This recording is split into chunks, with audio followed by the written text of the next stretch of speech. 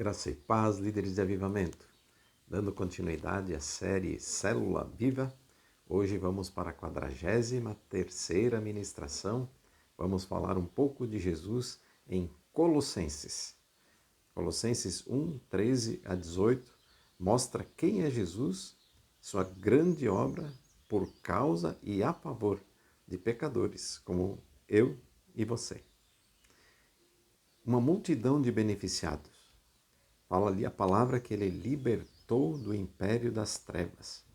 O rei das trevas é Satanás. Os ajudantes são os demônios. Os subordinados são os que não seguem Jesus e a lei que governa esse reinado é o pecado. Mesmo não querendo ou não sabendo, muitos estão debaixo desse governo. Eu mesmo não sabia que era governado pelo império das trevas. Eu não pensava que estava debaixo de orientação cuja origem fosse Satanás. Eu achava que andava mais ou menos, não completamente obedecendo as coisas de Deus, mas achava que mais ou menos, né? Agora, ser governado por Satanás e seus ajudantes, isso eu achava que não era. Mas era. Mas era porque quem não coloca Jesus em primeiro lugar está debaixo desse outro império. Mas ele veio fazer essa obra, justamente essa obra, transportar para o reino de Deus. Saímos das trevas e fomos transportados. Ele então não apenas nos libertou, mas nos fez mudar de endereço. Um exemplo, uma ilustração é o povo de Israel. Eles não só saíram do Egito e foram para onde? O objetivo final é serem levados para a terra de Canaã, a terra prometida. O que Jesus fez? Nos tirou do Egito e nos levou para a terra de Canaã. Então, fomos libertados e transportados. Satanás não tem mais domínio sobre nós. A redenção. O que é que atrapalha o relacionamento do homem com Deus? Você pode ler lá em Isaías 59, 2, que o pecado faz separação entre o homem e Deus. Então é o pecado. O que Jesus fez? Ele, lá na cruz, ele removeu o pecado. O pecado foi removido. Então você, que é discípulo, não precisa mais carregar culpas, medos. Você pode ter a certeza que todo pecado que você cometeu, comete e cometerá foi levado sobre a cruz. É a nossa redenção. Quem foi o autor dessa tão grande obra? É alguém muito especial, é alguém muito glorioso. A imagem do Deus invisível. Jesus é a imagem do Deus invisível. Ninguém jamais viu a Deus. Está declarado na palavra, porque ele é Espírito. Mas aquele que era Deus se fez carne. Leia lá em João 1 e também 1,14, que no princípio era o Verbo estava com Deus e o Verbo era Deus. Está falando de Jesus, que é a palavra. Ele também é o primogênito da criação. Isso não quer dizer que ele foi o primeiro a ser criado. Significa que ele gerou tudo, para em tudo ter a primazia. Ele está acima de toda a criação. Nele, ou seja, em Jesus, tudo foi criado. Então, ele é maior que toda a criação. Se fôssemos medir o tamanho do universo, nós ficaríamos abismados, não cabe na mente humana. Pois tudo que foi criado está nele. Ele é maior do que toda a criação. Por meio dele, Jesus é a palavra de Deus que foi moldando toda a criação. Foi criando o céu, a terra, a água, as árvores, seres vivos, ser humano.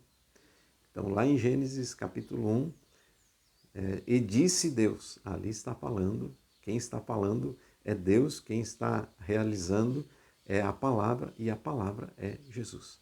Jesus é o articulador de toda a obra da criação.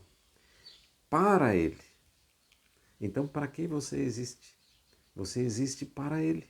Esse é o objetivo. Por que você nasceu? Porque Deus quer alguém que o ame. Deus anseia, Deus tem essa inclinação, essa queda por você. Ele quer o teu amor. Você existe para Ele. Pois para Ele foram criados todas as coisas. As coisas que nós vemos, elas manifestam a glória de Deus. Mas você foi criado para Ele para dar a adoração. Você e eu existimos para Ele. Ele é antes de todas as coisas. Quantos anos tem o universo? 7.000 anos? 7 milhões de anos? Ele existia antes de tudo, pois foi Ele que tudo criou. O ateísmo diz que tudo veio do nada através de ninguém. Eu digo que tudo veio por meio dele. Jesus, o Criador de todas as coisas. E nele tudo subsiste. Sabe por que o teu coração bate? Porque você respira, porque a Terra gira em torno do Sol nessa frequência que todos os dias se renova? Porque nele tudo subsiste. Porque se ele decidisse soprar um pouco mais forte, tudo viraria cinzas. Nele tudo subsiste. Ele mantém a ordem das coisas. E ele é o cabeça da igreja. Não é um homem o líder da igreja. É Jesus. Quando Pedro disse assim, tu és o Cristo, o Filho do Deus vivo, Jesus disse assim, sobre esta pedra edificarei a minha igreja. E esta pedra não é Pedro. Essa pedra é o Cristo, o Filho do Deus vivo.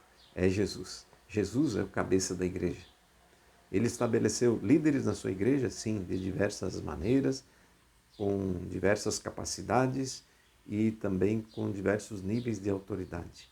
Mas o líder da igreja de Jesus é Jesus. Ela é liderada por Jesus. Agora eu pergunto, quem governa a tua vida? A tua vida é governada por quem? Você deu a sua vida para Ele? Quando Ele bateu a porta do coração, você abriu? Quando Ele fez o chamado, você disse sim? Então Jesus passou a se tornar importante para você, porque não adianta a gente dizer assim, Ele é a imagem do Deus invisível, primogênito da criação, Ele é antes de tudo, nele tudo subsiste, Ele é o cabeça da igreja, mas se Ele significa pouco para você, não é? Ele não vai deixar de ser tudo o que Ele é, porque você não é dele, você não o recebe, você não o adora. Ele não vai deixar de ser. Mas isso só vai fazer sentido e vai ter valor para você se você disser sim para Ele. Essa é a questão, né? Ele veio para libertar do império das trevas e para transportar para o reino do Filho do seu amor e providenciar a redenção, a remissão dos nossos pecados. Isso é o fato, mas isso vai se tornar realidade quando você disser sim para Ele, quando você receber, você tomar essa decisão, você comer dessa comida que está posta sobre a mesa para você. Jesus, nosso Salvador, é o nome sobre todo nome.